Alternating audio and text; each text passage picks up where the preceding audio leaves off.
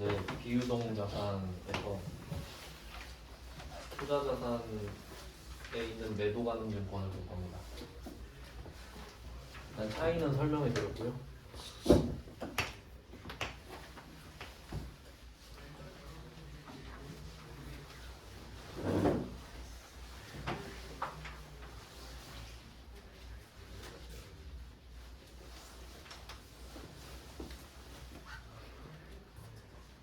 칠 번으로 돼 있죠. 1페이지에.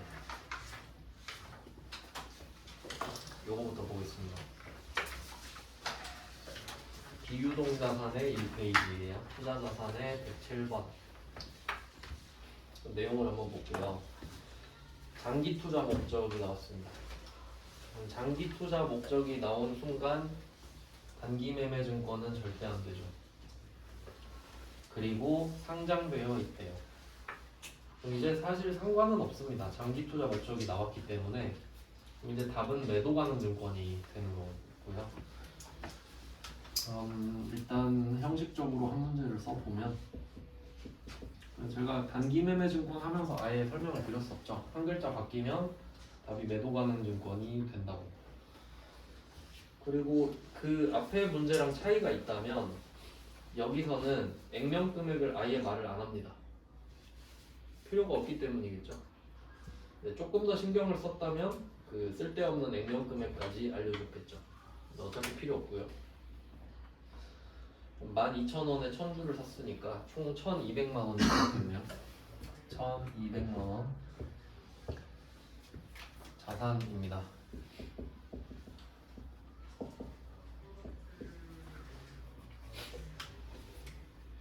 이게 전산세무 2급 문제긴 한데 충분히 회계 1급에 낼 수 있죠. 근데 지금은 우리가 지면상으로 답을 적고 있는데 결국엔 전산상으로 옮겨야 된다고 말씀을 드렸거든요. 그러면 매도 가능 증권을 검색하면 2개 나온다고 말씀드렸죠. 그러니까 2개니까 숫자가 한 개는 크고 한 개는 작겠죠. 그럼 이때 장기 투자 목적이잖아요. 오래 갖고 있겠다는 뜻이니까 비유동으로 분류를 해야 되고, 그래서 저는 큰이라고 적거든요. 큰. 왜냐면 이게 공부를 효율적으로 하셔야 되는 게, 물론 머리가 좋으면 번호를 외우실 수 있겠죠. 2개 있으니까 외울 필요가 있나요? 없잖아요. 2개 있으면 하나는 크고 하나는 작을 텐데 그럼 큰 게 비유동인 것만 알면 되지. 그래서 저는 큰 거. 이 정도 적으면 응용하실 수 있죠. 근데 이걸 안 적으면 문제를 한번 더 봐야 되고, 근데 사실 매도 가능 증권은 그냥 큰 거라고 생각하시면 돼요. 작은 거 나온 적 없습니다. 그리고 수수료가 8만 원 들었죠. 얘는 취득이잖아요. 취득에서는 단기 매매 증권만 900번 수수료고 나머지는 다 원칙대로 이름이 없죠. 얘는 원칙이니까 이름 없습니다. 8만 원. 이렇게 가는 겁니다. 그러니까 매도 가능 증권은 단기 매매 증권이랑 세트로 해버리시는 게 좋죠. 따로 하시는 것보다는. 보통 예금으로 주면 끝입니다. 얘는 엄청 편해요.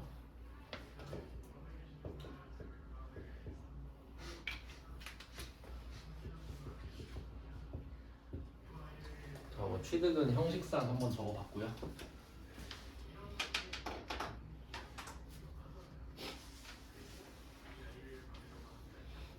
다음은 평가가 시작되는데,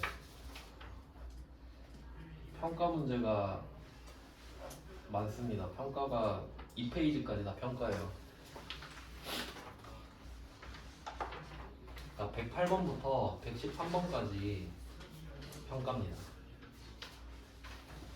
108부터 113번까지 다 매도 가능 증권 평가입니다. 그리고 여기서 유의미한 자료는 뭐냐면 109번이랑 110번이 전산회계 1급이거든요. 여러분 보셔야 되는 시험. 109번이 98회고 110번이 95회 아닙니까? 이 시험이 지금 105회까지 진행이 됐어요. 근데 95, 98이죠. 지금 최근이잖아요. 95회 때 처음 나왔습니다 이게. 그리고 98회 때 나온 거예요. 그럼 이 말은 내겠다는 뜻이죠 이제. 그 전엔 한 번도 안 냈어요. 그러니까 그냥 하란 소리 아닙니까? 그래서 제대로 하려고요. 어차피 하는 김에. 그럼 평가를 한번 해보겠습니다. 그럼 109번이 기본 문제거든요. 어디서 본 것 같이 생겼죠? 방금 봤잖아요. 3개네. 근데 여기서는 취득원가 있죠. 이거를 X표 치면 안 돼요. 왜냐면 매도 가능 증권이라서. 그럼 아까 지금 평가하고 있는데 원칙이 자본이라 그랬고 예외가 수익 비용이라 그랬죠. 그럼 거기서 엄청 큰 차이가 있습니다. 이제 소속을 한번 따져볼게요. 소속 재무상태표 소속이 있고요. 손익계산서 소속이 있습니다. 그 성격이 되게 중요한데 책에서 이런 거 자세히 설명 안 해주거든요. 내용이 아마 없을 거예요, 아예. 근데 저는 회계를 이해할 때 이게 되게 필요하다고 보거든요. 자산, 부채, 자본 이게 3개잖아요. 재무상태표. 얘네들은 기본적인 성격이 누적 개념입니다. 이걸 알고 계시면 좀 좋을 것 같아요. 누적. 누적은 쌓인다는 소리죠. 예를 들어볼게요. 그러니까 한 회사가 창립이 되면 그 회사를 세운 순간 있죠. 그때부터 1년마다 재무상태표가 나옵니다. 맞죠? 그럼 삼성전자는 아마 재무상태표가 한 60개 있을 거예요. 그 정도 됐으니까. 그러면 지금 현재 삼성전자 재무상태표도 있을 거 아니에요. 그러니까 가장 최근 거는 2022년 거겠죠. 연말이 지났으니까. 그럼 그걸 뭘로 비유를 할 수 있냐면 여러분이 처음에 지갑을 샀을 때 지갑을 샀어요. 지갑에 돈 없죠? 그게 회사를 만든 순간입니다. 그리고 지갑 사서 뭐 10년이 됐든 20년이 됐든 여러분 지금 현재 지갑에 잔액 있죠? 그 지갑 잔액이 어떻게 만들어졌나 생각해봐요. 처음에 지갑 샀을 때 0원이었죠. 그 상태로 돈이 들어갔다가 나갔다가 들어갔다 나갔다 계속 반복하다가 지금 금액이 된 거죠.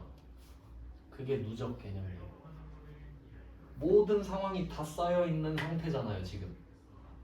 맞아요? 그러니까 이 자산, 부채, 자본은 누적 개념이 되거든요. 너 지금 얼마 있어? 이 개념이니까. 그럼 나 지금 얼마 있는데 이 역사를 거쳐서 얼마가 됐어? 이거죠. 그래서 얘네들은 플러스 마이너스 있잖아요. 플러스를 증가라고 합니다. 마이너스를 감소라고 해요. 근데 당연한 말이죠. 얘랑 비교를 해야 답이 나와요. 제가 지금 플러스 마이너스라고만 쓰지 이거의 정확한 명칭을 안 쓰고 있잖아요. 이제 알려드리려고 합니다. 그리고 손익계산서 소속은 수익과 비용 있죠. 그러면 재무상태표는 지금 얼마 있다예요. 지금 지갑에 얼마가 있는데 몇십 년을 거쳐서 지금 잔액이 됐다. 증가와 감소를 거쳐서. 맞죠? 그럼 손익계산서는 수익과 비용인데 제가 이거 처음에 설명드릴 때 연봉 개념이라고 말씀드렸거든요. 1년 동안 얼마 벌었냐가 수익이고 1년 동안 얼마 썼냐가 비용이란 말이에요. 그럼 얘네들은 개념이 어떻게 되냐면 자, 처음에 비유를 이렇게 했어요. 버스카드 충전해도 버스카드를 찍어야 비용이라고 그랬죠. 그러니까 버스카드를 찍는 순간 비용이 발생해요. 발생과 증가는 개념이 아예 다른데 증가는 증가될 수도 있고 감소될 수도 있지 이런 느낌이죠. 증가하면 뭐했고 감소되는데 이런 느낌이에요. 근데 발생은 엄청 신중한 거예요. 일이 안 생기면 발생하지 않아요. 그러니까 버스카드를 안 찍으면 발생을 안 하는 거지 버스카드를 찍으면 발생하는 거고. 근데 현금은 그런 개념 아니죠. 지갑에 돈이 들어오면 증가고 나가면 감소죠. 근데 버스카드는 그런 거 아니잖아요. 안 찍으면 발생하지 않고 찍으면 발생하는 거죠. 그러니까 엄청 신중한 개념이란 말이에요. 그리고 그 퇴근할 때 오늘 얼마 벌었다. 이게 수익이라고 그랬죠. 그럼 내가 일을 안 하면 수익이 안 생기는 거죠. 맞죠? 일을 하면 수익이 생기는 거고. 그러니까 사실 얘네들은 플러스 개념밖에 없어요. 마이너스 개념은 있을 수가 없지 않나요? 내가 일을 했으면 일을 한 거지. 버스를 타면 탄 거지. 그거예요. 그래서 얘는 플러스가 발생입니다. 그러니까 이론상으로는 얘는 발생밖에 없기 때문에 처음에 썼을 때 수익과 비용은 마이너스를 안 썼죠, 제가. 없으니까. 근데 형식상 아다리를 맞춰야 되죠. 그래서 마이너스는 소멸이거든요. 근데 얘는 사실 나올 이유가 없거든요. 근데 언제 쓰냐면 결산할 때 있죠. 결산할 때. 그러니까 수익과 비용은 원래는 안 생기면 발생을 하면 안 된다 그러잖아요. 예를 들어볼게요. 나중에 배우는데 자동차 보험료로 한번 설명드릴게요.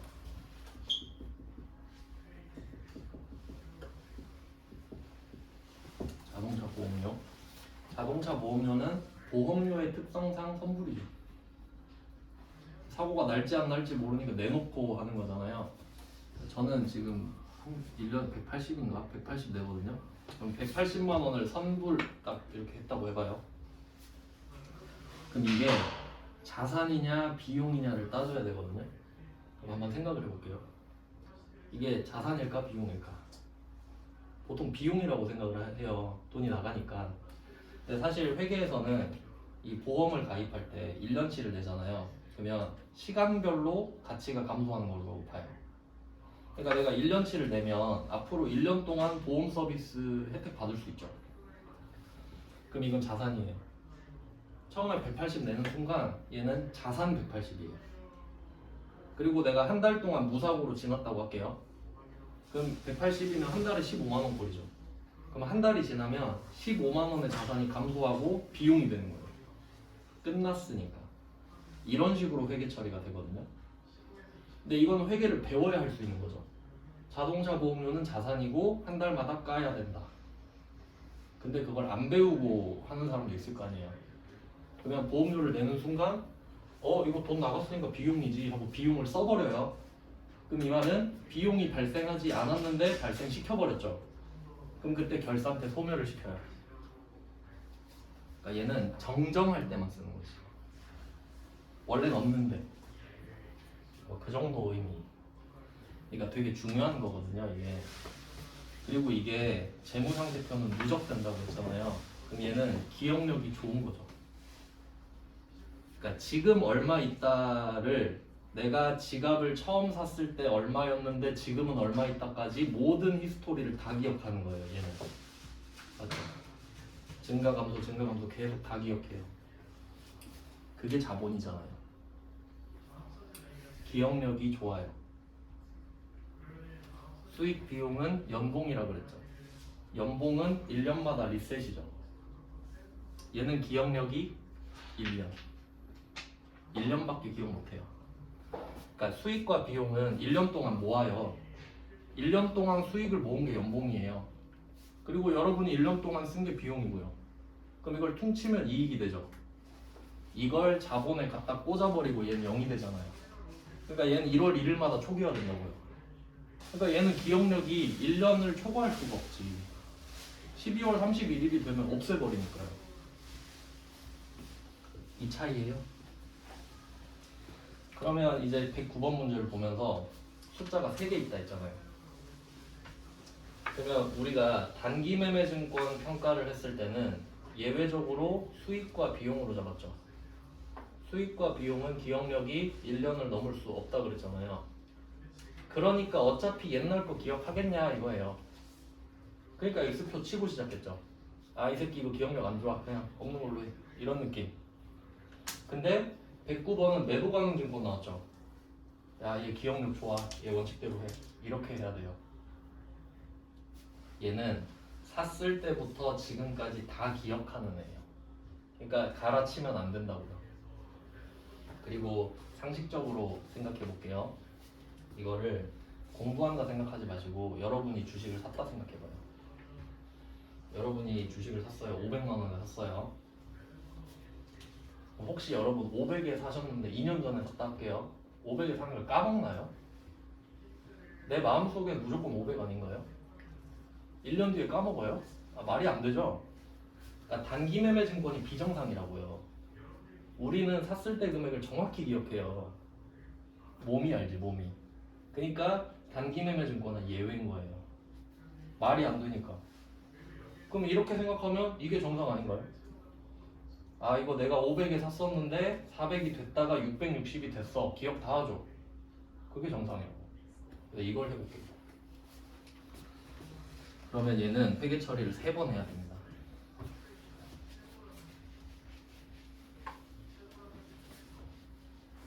샀을 때부터 평가 1번, 평가 2번. 그러니까 지금 숫자가 3개잖아요. 그러니까 2020년 취득 원가는 취득이죠. 그러니까 이거 자체가 107번이에요. 109번에 2020년 취득 원가 500만 원이 이게 107번 한 문제라고요. 그 다음에 2020년 12월 31일이랑 2021년 12월 31일 이렇게 있는데 맨 오른쪽이 오늘입니다. 2021년 12월 31일이 오늘입니다. 그러면 답이 3개인 게 취득, 평가 1번, 평가 2번 이렇게 해야 답이 도출이 되거든요. 한번 3개를 다 써보겠습니다.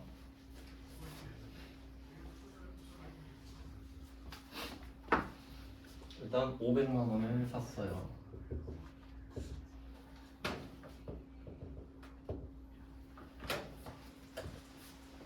취득은 이렇게 끝.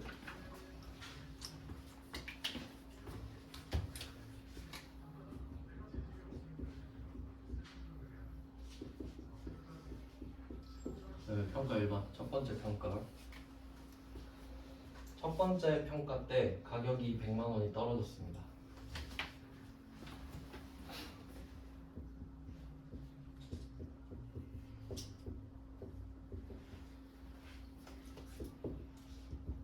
매도가능 증권 100만 원이 떨어졌어요.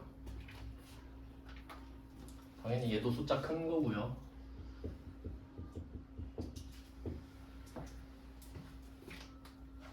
그럼 100만 원 떨어졌으면 평가 손실이죠.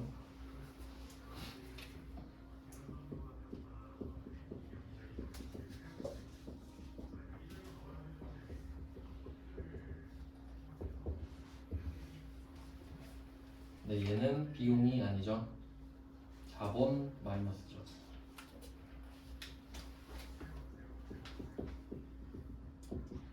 얘는 원칙이 맞습니다.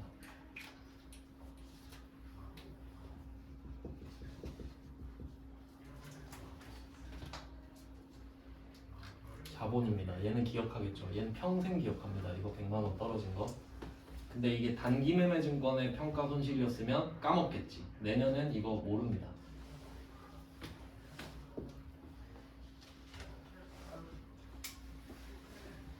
자, 이게 평가 1번이고요. 여기까지 진행이 되어 있는데 오늘 평가 2번을 해봐라 는 거죠.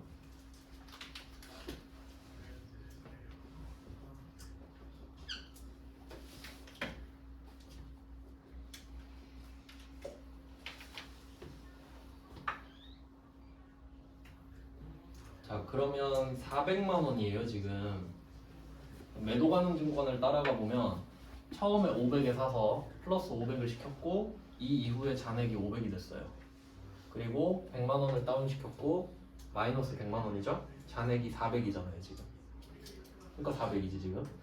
그 다음에 지금 260만 원이 다시 올랐죠. 그러면 매도 가능 증권을 다시 260만 원을 올립니다.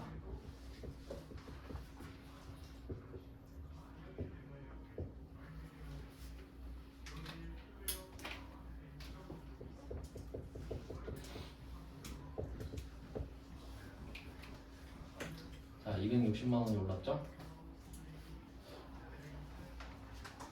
이제 기분이 좋은데요. 얘는 기억력이 좋죠. 그럼 얘는 이 말을 해요. 260만 원이 올랐지만 옛날에 100만 원 떨어진 게 있지. 그러니까 얘는 500에 산 거 기억하죠. 그러니까 얘는 기분이 160만 원 좋습니다. 맞죠? 여러분도 이럴 거 아니에요. 500에 샀다가 400이 됐다가 660이 됐잖아요. 그럼 여러분 아주 해맑게 260 올랐다 이러나요? 160 올랐다 그러지. 내가 500에 산 걸 기억하니까. 그러면 이 평가 손실 이거 그림으로 먼저 설명해 드릴게요. 원점이 있습니다. 이 그림으로 이해를 하시는 게 중요해요. 그러면 이때 평가 금액이 하나도 없었던 상태입니다. 500에 사고 평가 하나도 없죠? 이렇게 되다가 어느 순간에 평가 막 100만 원 떨어졌죠. 그럼 이 원점 기준으로 마이너스 100만 원이 된 거예요. 그럼 이 마이너스 100만 원이 된 상태로 이걸 기억해서 쭉 끌고 가겠죠. 쭉 끌고 가다가 오늘 660이 된 거거든요. 그럼 여기서 올라갈 거 아니에요. 그럼 우리는 기준선이 빵원이죠. 이거 500으로 할게요. 샀던 금액이 500이니까. 그러니까 내 기준선 500이에요. 500에서 400이 됐지만 나 이거 500에 샀는데 이걸 기억하고 있죠. 100이 떨어진 것도. 그리고 260이 오르잖아요. 그러면 드디어 100 메꿨다 이 생각하지. 그러면 플러스 100이에요. 그러니까 이 100만 원만큼은 평가이익이 아니라 평가 손실을 없애는 거예요. 내 기억력으로. 이건 드디어 메꿨네. 평가 손실이 마음속에서 사라지죠. 이게 당연한 거잖아요. 원점 됐어요. 근데 원점을 뚫고 올라가죠. 160만 원 올라가잖아요. 이게 기분이 좋은 거지. 500보다 얼마가 올라갔냐. 그림이 이거거든요. 그러니까 우린 지금 이거 하면 돼요. 맞죠? 그러니까 취득이 이거고 평가 1번이 이거잖아요. 그럼 평가 2번은 얘지. 이걸 그대로 옮겨 쓰시면 돼요. 그럼 얘부터 쓰는 게 맞겠죠, 순서상으로. 근데 상관은 없어요. 결과만 맞으면. 이름이 너무 기니까 평가 손실만 쓸게요. 평가 손실을 없애는 거예요. 그러니까 또 여기서 중요한 게 뭐냐면 이름이 평가 손실이 있잖아요. 근데 평가 손실이라는 이름 자체만 중요한 게 아니라 자리도 중요하죠. 평가 손실이 생겼느냐 없어지느냐까지 봐야 돼요. 그럼 얘는 이름이 평가 손실이긴 한데 올라가는 중인 거죠. 그러니까 얘는 플러스지. 플러스로 없애는 중이잖아요. 그러니까 우리는 지금 얘 둘을 퉁치고 있는 겁니다. 내 기억력으로. 작년에 100이 떨어졌지만 그 100이 오늘 메꿔졌고 그리고 160이 올랐다. 이거죠. 이게 너무 상식적인 건데 얘는 자본 플러스가 되고요.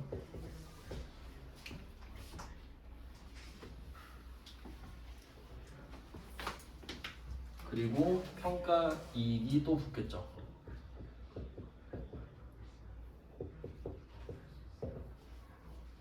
얘도 자본 플러스죠? 다 올라가는 중이에요 지금.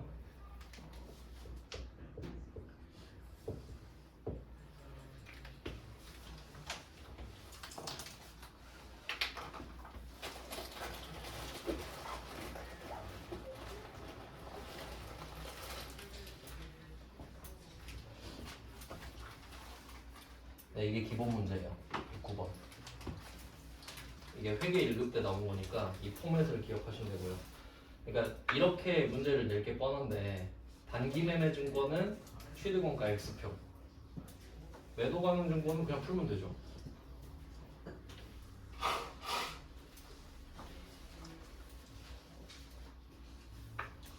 네, 이렇게 보시면 되고요. 그럼 110번도 똑같이 생겼잖아요.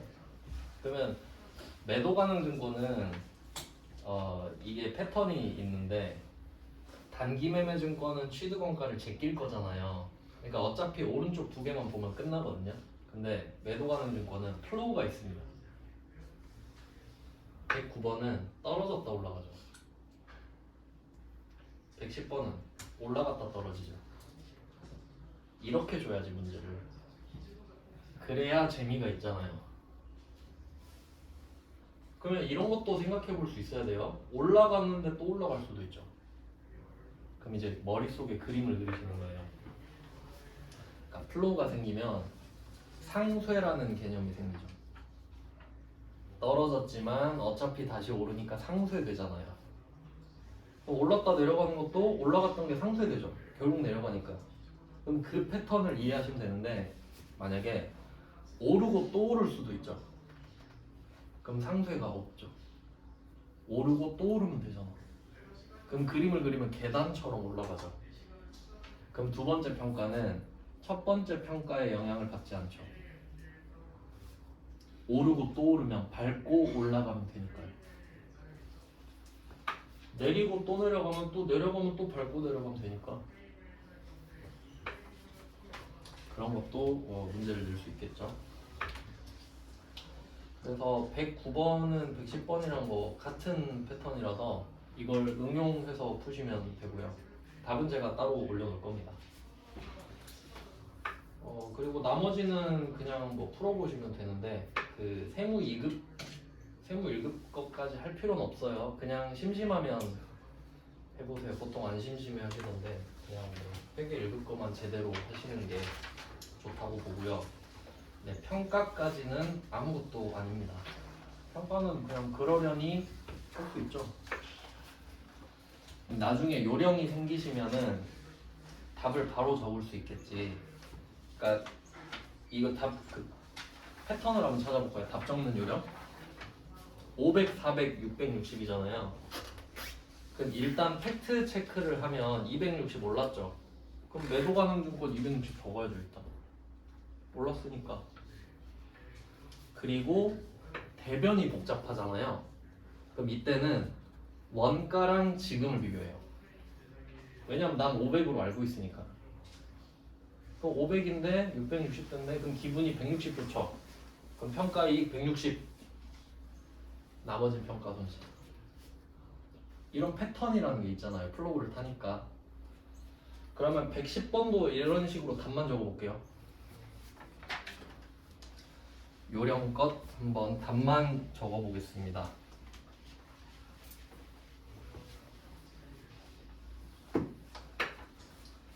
자, 110번은 올라갔다 내려가죠. 플로우가 반대. 그러면 어떻게 적어야 되냐면 일단 직전과 지금을 비교합니다. 직전은 3200인데 지금 2800이죠. 일단 400이 떨어지잖아요. 장부상으로. 그럼 일단 400을 떨고요. 매도 가능증권 400이 떨어졌다.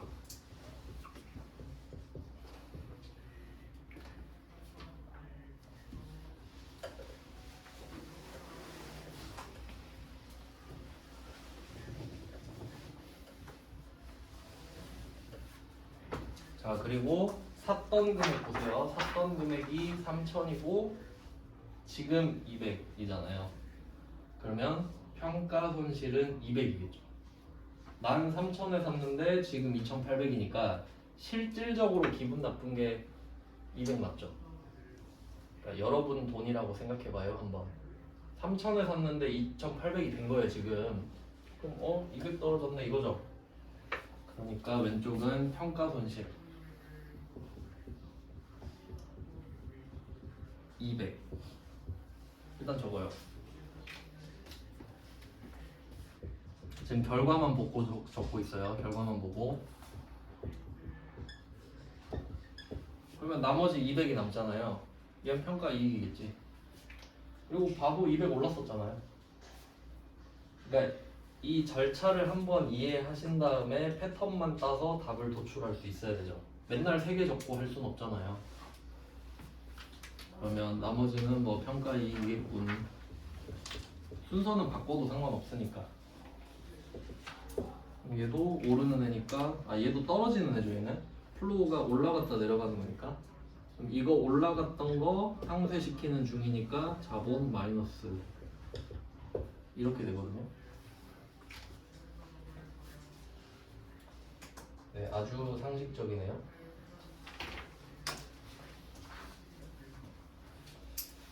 그래서 이게 원칙이니까 중요합니다. 그러니까 단기 매매 증권 빼곤 다 이렇게 한다는 소리거든요. 평가는 이 회계 1급 대표 문제 2문제로 보여드렸고 나머지는 그냥 심심하면 해보세요. 답은 그 블로그에 다 달아놓겠습니다.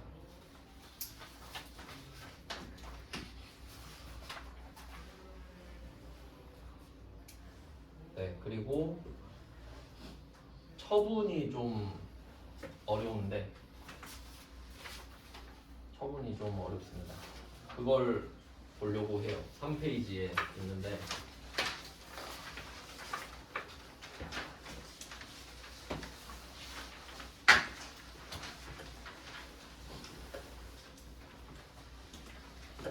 처분도 아마 전산회계 1급에서 한 번 냈던 걸로 기억을 하는데 퀄리티가 안 좋아서 그냥 치워버렸고요. 다른 그 문제로 대체하려고 합니다. 얘도 114번, 115번 이런 게 딱 기본 포맷인 것 같죠? 근데 이제 이 모양을 믿으면 안 돼요. 글자에 따라 뜻이 완전 바뀌어 버리니까. 그럼 114번을 한번 보시면 매도 가능 증권, 투자 자산 이렇게 돼 있는데, 그러니까 이게 뭘 의미하냐면 원래 뭐 장기 보유 목적 이런 말 하잖아요. 근데 여기서 그냥 투자 자산하고 끝냈죠. 투자 자산이 비유동 자산이거든요. 아직 배우진 않았는데, 그러니까 투자 자산이 곧 비유동 자산 중에 일부이기 때문에 숫자 큰 거 써라 이 말이죠. 그러니까 만약에 매도 가능 증권 뒤에 당좌 자산 이렇게 써놓잖아요. 그러면 그건 숫자 작은 거 쓰라는 뜻이 되거든요. 그러니까 의미가 있는 거예요. 그냥 뭐 뻘소리 하지는 않겠죠. 그리고 비고에 보시면 시장성이 있다라고 되어 있는데 이것도 해석하는 방법이 중요합니다. 우리 유가증권 개정 과목에서 단기 매매증권, 매도 가능증권, 만기 보유증권 3개 이름 들어봤죠? 이 중에 시장성 여부가 중요한 건 단기 매매증권 하나뿐입니다. 즉 단기 매매 증권이 아닌 매도 가능 증권이랑 만기 보유 증권은 시장성 여부가 상관이 없어요. 그럼 여기 비고 시장성이 있다는 X표 치면 됩니다. 그러니까 필요가 없는 거예요. 시장성이 있어도 매도 가능 증권이고 없어도 매도 가능 증권이거든요. 이해되시죠? 무슨 말인지? 만기 보유 증권도 마찬가지입니다. 만기 보유 증권은 이해해 놓으면 편한데, 그러니까 만기 보유 증권은 내가 끝까지 기다리겠다는 소리잖아요. 그럼 이 말은 시세에 관심이 없다는 소리거든요. 그럼 뭐 시장성이 있으면 뭐해? 안 팔 건데. 그러니까 그런 이유에서. 근데 단기 매매 증권은 단타를 쳐야 되잖아요. 단타 쳐야 되는데 시장성 없으면 어떻게 단타 칩니까? 못 치잖아요. 그러니까 얘는 중요하다고. 단기 매매 증권만. 아시겠죠? 그러니까 연막으로 쳐놓는 거예요. 시장성은 아무 의미가 없어요. 자, 그러면 얘는 얘도 딱 패턴이 3개잖아요. 근데 얘는 취득, 평가, 처분 다 있죠. 처분이잖아요. 방금은 취득, 평가 1, 평가 2였죠. 지금은 취득, 평가, 처분. 근데 문제는 얘가 기억력이 좋다 그랬잖아요. 그니까 문제인 거예요. 기억력이 너무 좋아서 성가셔요. 일단 대표 문제 한번 풀어보겠습니다. 한 번 나온 적이 있기 때문에 추천은 안 하지만 알려드려야 되니까. 일단 2800에 삽니다.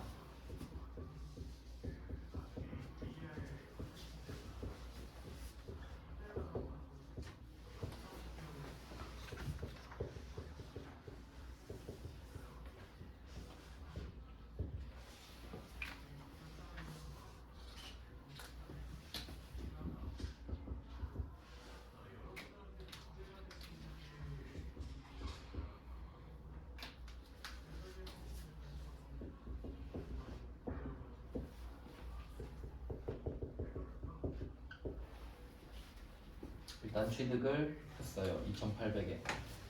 그리고 어디까지 생각하시면 되냐면 매도 가능 증권이잖아요.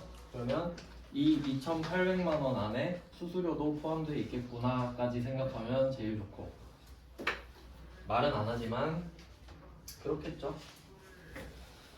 그 다음에 평가를 한번 할게요. 평가는 400만 원을 떨어뜨리면 되네요.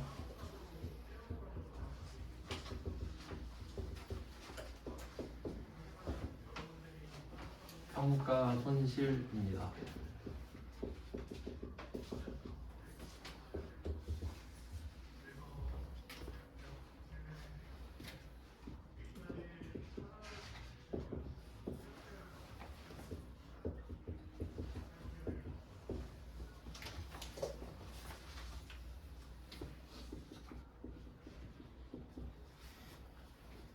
항상 첫 번째 평가는 쉽습니다.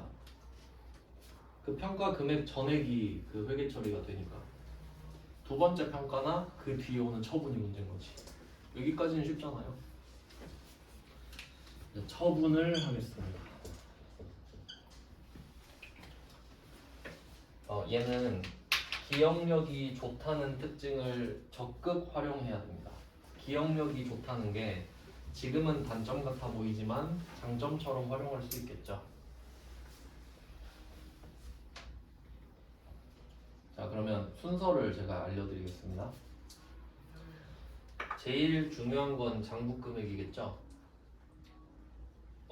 지금 2,800에 샀다가 400을 떨어뜨렸잖아요. 그러면 2,400이 되어 있죠. 그럼 잔액이 2,400이죠. 그럼 이걸 주는 거잖아요. 그럼 2,400 빼서 주면 되죠. 그래서 대변에 매도가능증권 2,400을 꺼내서 줍니다.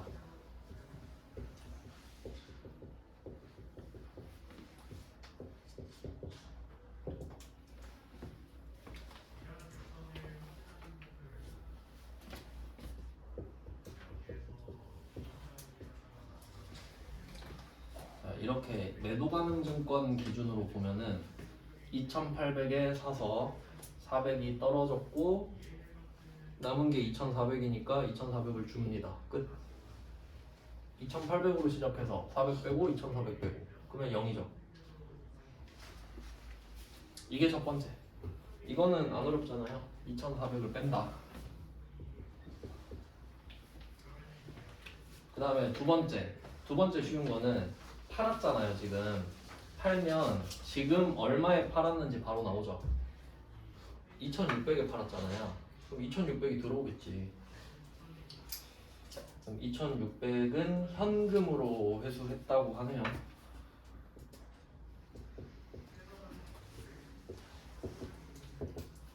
이것도 어렵진 않죠. 2,600을 받은 게 어렵진 않죠. 그럼 이걸 2번으로 할게요. 순서상으로도 줘야 받으니까 여기까지는 안 어렵죠. 일단 이렇게 세팅을 해요. 그리고 매도가능증권의 특징을 이용할게요. 얘는 기억력이 좋죠. 그럼 2,800에 산 거 알죠? 2,600에 팔았죠. 기분이 어떨까요? 안 좋겠죠? 얼마나? 200만 원어치. 그러면 처분 손실 200입니다. 안 어렵죠? 산 금액 있잖아요. 산 금액이랑 지금 파는 금액을 비교하시면 돼요. 2,800에 산 걸 2,600에 팔잖아요. 결과적으로. 그럼 처분 손실이 200이에요. 지금 특징을 알려드리는 거예요. 그럼 처분 손실은 비용이니까 차변에 와야 됩니다.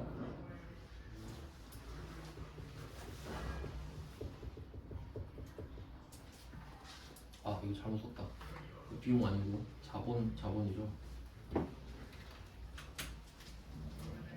죄송해요. 이거 바꿀게요. 자본입니다. 매도가능증권이니까.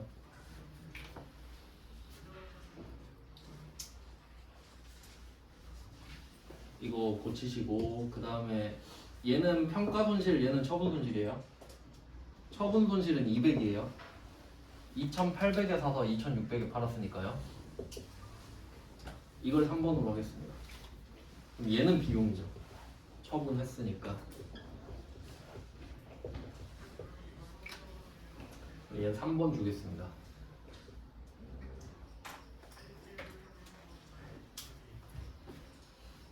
1, 2, 3번을 정리하는 순서와 이유를 알려드렸는데 그러면 이제 차변 대변을 이용해 볼게요. 차변 2,800이죠. 대변 2,400이죠.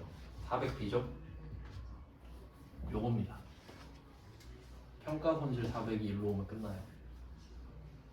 이렇게 푸시는 게 아마 제일 쉬울 것 같아요. 아다리가 딱 맞잖아요. 그러니까 이게 차변 대변이 정확하게 산 금액이 돼야 됩니다. 매도가능증권은 기억력이 좋기 때문이에요. 무조건 2,800이 돼야 됩니다.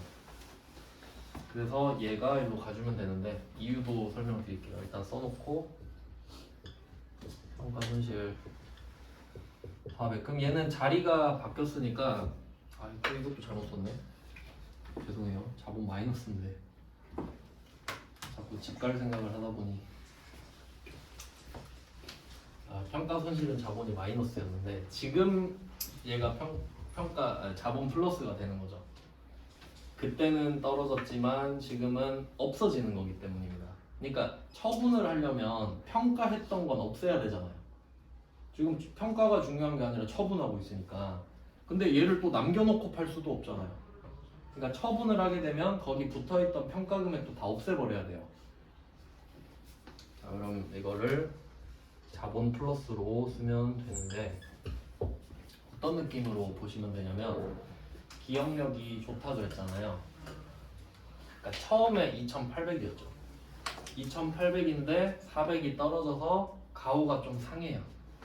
근데 얘는 알고 있어요. 나 2,800인데 지금 400이 잠깐 떨어진 거라고 해서 이 평가 손실 때문에 400이 물렸잖아요 지금. 그러니까 얘는 얘 두 개를 합쳐서 생각합니다. 내가 평가 손실 400 때문에 2,400이 됐다고 생각하는 거예요. 그러니까 얘 머릿속에는 총액이 항상 2,800이에요. 지금 내가 2,400인 이유는 평가 손실 400이 껴있기 때문이다 라고 생각하는 거예요. 그래서 얘 둘은 세트예요. 그러니까 자리가 같아야 되죠. 얘가 2,800을 파먹는 자리니까. 그래서 이때 2,800에서 400이 빠지는 상태거든요. 그러면 이때 이게 매도 가능 증권이 이렇게 옮겨가잖아요.